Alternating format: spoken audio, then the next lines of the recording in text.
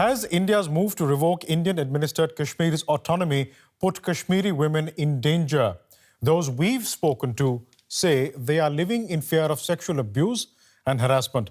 And statements such as this one from a lawmaker from the governing Hindu nationalist BJP government have only made things worse.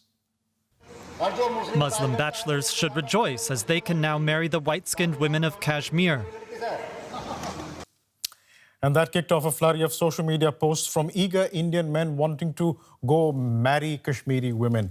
DW reporter Anne-Sophie Brandlin from our social media team has been following that story. Anne-Sophie, welcome. What have you found out?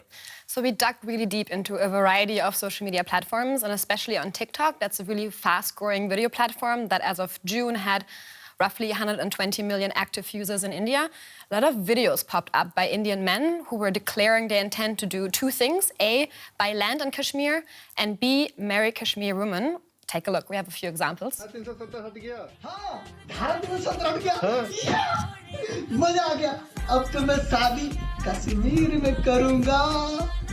मेरे कुंवारे दोस्तों करो तैयारी कश्मीर में भी होगी ससुराल तुम्हारी.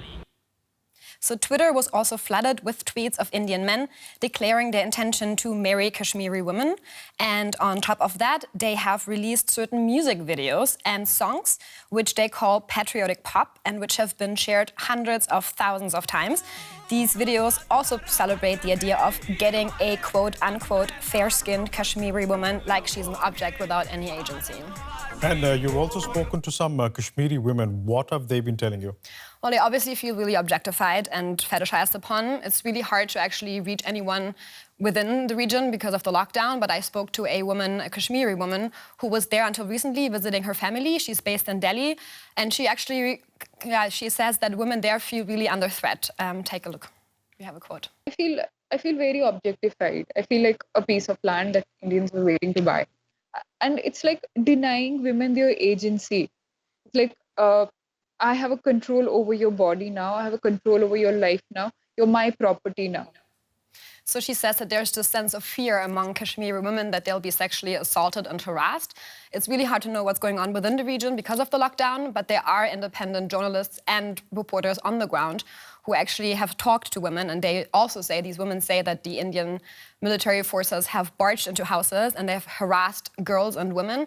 So these women are actually preparing for the worst, as Archie told me. So they would prepare themselves with steel or copper utensils, and they would beat those so that they're able to create noise and people from around the neighborhood could come and force these army men out.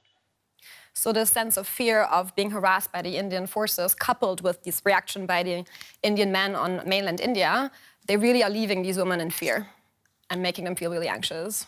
And Sophie Brandlin, thanks so much for coming in and breaking You're that welcome. down for us.